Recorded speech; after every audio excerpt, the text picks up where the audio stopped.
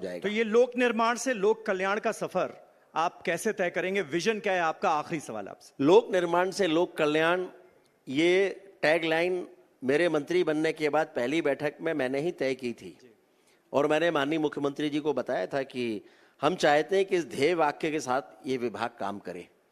उन्होंने उस पर पूरे तौर पर सहमति दी और मुझे कहते हुए खुशी है कि हमारे हर नवाचार पर माननीय मुख्यमंत्री जी का पूरा सहयोग रहता है। और लोक निर्माण से लोक कल्याण का मतलब केवल यह था कि कई बार विभाग को लेकर लोगों में राय अच्छी नहीं होती, तो विभाग के हर व्यक्ति को यह ध्यान में रहे कि जो कार्य वो कर रहे हैं वो लोक कल्याण का कार्य कर रहे हैं और उसमें उनकी जिम्मेदारी है। इसलिए कार्य को करते समय वो ध्येय वाक्य हमेशा उनके मन मस्तिष्क में रहे ताकि गुणवत्ता पर उसी तरह का असर दिखाई दे। अभी बहुत सारे, समय चूंकि कम है, बहुत सारे नवाचार हम शुरू कर चुके हैं। एक हमने तय कर लिया है कि सड़कें अच्छी क्वालिटी की बने, इसके लिए बिटुमिन अब लोकल खरीदी नहीं होगी। हमने टेंडर की शर्तों में सुधार कर दिया है। बिटुमिन केवल Indian oil corporation, Bharat petroleum और हिंदुस्तान पेट्रोलियम, इन 3 सरकारी कंपनियों से ही लिया जाएगा। वो भी एक डिजिटल लॉक के साथ निकलेगा, यानी जो गाड़ी लेकर निकलेगी उसमें एक डिजिटल लॉक होगा। जहां अनलोड होगा वहां इंजीनियर के पास में एक ओटीपी आएगा। जब वो ओटीपी डालेगा तब वो अनलॉक होगा और तब वो बिटुमिन उतर पाएगा। इसके साथ हमने बहुत सी नई चीजें भी तय कर ली हैं। हर 1 किलोमीटर पर रिचार्ज बोर हम बनाने जा रहे हैं, क्योंकि लोगों को कई बार ये लगता है कि पानी का काम अलग है, सड़क का काम अलग है। मेरा ऐसा मानना नहीं है।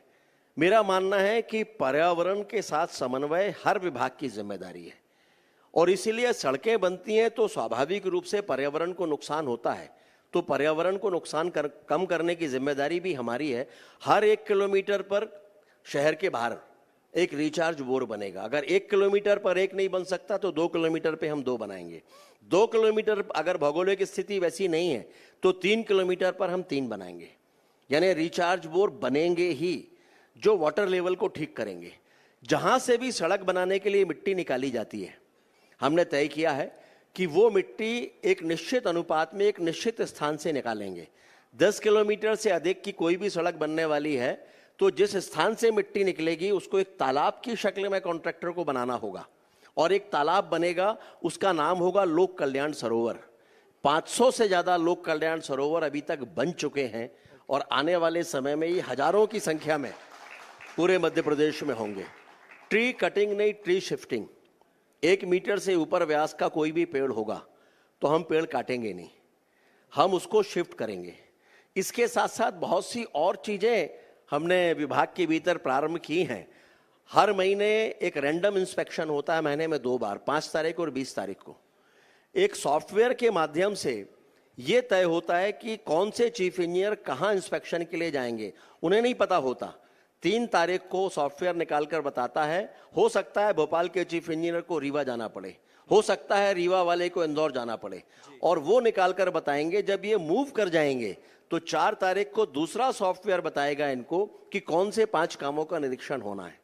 फिर उन 5 कामों के निरीक्षण के बाद अगर कहीं सैंपलिंग हो रही है तो सैंपलिंग नाम से नहीं होगी, वो क्यूआर कोड के माध्यम से होगी। और वो क्यूआर कोड के कारण से ना तो कॉन्ट्रैक्टर को यह पता होगा कि उसका सैंपल कौन सी लैब में गया है और ना ही लैब वाले को यह पता होगा कि उसके पास जो सैंपल आया है वो किस कॉन्ट्रैक्टर का काम का सैंपल है। तो इससे बहुत से परिवर्तन आना शुरू हुए हैं। अभी तक हम लोग 12 से 15 इंजीनियर हमारे सस्पेंड हो चुके हैं, 40 से ज्यादा शोकॉज नोटिस दिए जा चुके हैं, 15 से ज्यादा कॉन्ट्रैक्टर ब्लैकलिस्टेड हो चुके हैं। लेकिन ये करके हम खुश नहीं हैं। हम ये चाहते हैं कि आने वाले समय में कार्य के प्रति जिम्मेदारी ऐसी हो कि हमारा एक भी इंजीनियर सस्पेंड ना हो। और इसीलिए हम अगर दंडित कर रहे हैं तो पुरस्कार भी कर देना शुरू कर रहे हैं। इसी 15 तारीख को इंजीनियर्स डे पर एक बड़ा कार्यक्रम हम लोग करने जा रहे हैं, जिसमें बहुत सी चीजें, हमारी एक रोड अब जीआईएस मैपिंग के माध्यम से हो रही है। यानी हमको जल्दी ही ये पता हो जाएगा कि हमारी कौन सी सड़क की लंबाई कितनी है, उसकी चौड़ाई कितनी है, उसके बगल में खंबा बिजली का कितनी दूर लगा है, उसके बगल में नाला नाली या नदी कितनी दूर है। और उससे हमको जो हमारा रोड नेटवर्क प्लान है उसको बनाने में आसानी होगी। और उसके साथ साथ हम रैम्स भी ला रहे हैं, रोड एसेट मैनेजमेंट सिस्टम। हर सड़क की रफनेस हमारे पास में होगी, वो सड़क कब बनी थी और अगर खराब हो गई समय के पहले तो क्यों खराब हो गई, उस पर कार्रवाई होगी। इंटीग्रेटेड प्रोजेक्ट मैनेजमेंट सिस्टम हम ला रहे हैं। कोई भी किसी भी हमारे डिपार्टमेंट के वर्क की जब शुरुआत होगी तो सब कुछ उसमें होगा। टेंडर की प्रक्रिया से लेके और कार्य की पूर्णता तक कोई भी कहीं से भी बैठकर उसको देख सकेगा। तो इसीलिए सब कुछ पारदर्शिता के साथ हो। और इसी बार इंजीनियर्स डे पर हम अपने उन इंजीनियर्स को पुरस्कृत करने जा रहे हैं जिन्होंने प्रदेश में अच्छा काम किया है। बहुत बहुत शुभकामनाएं। आप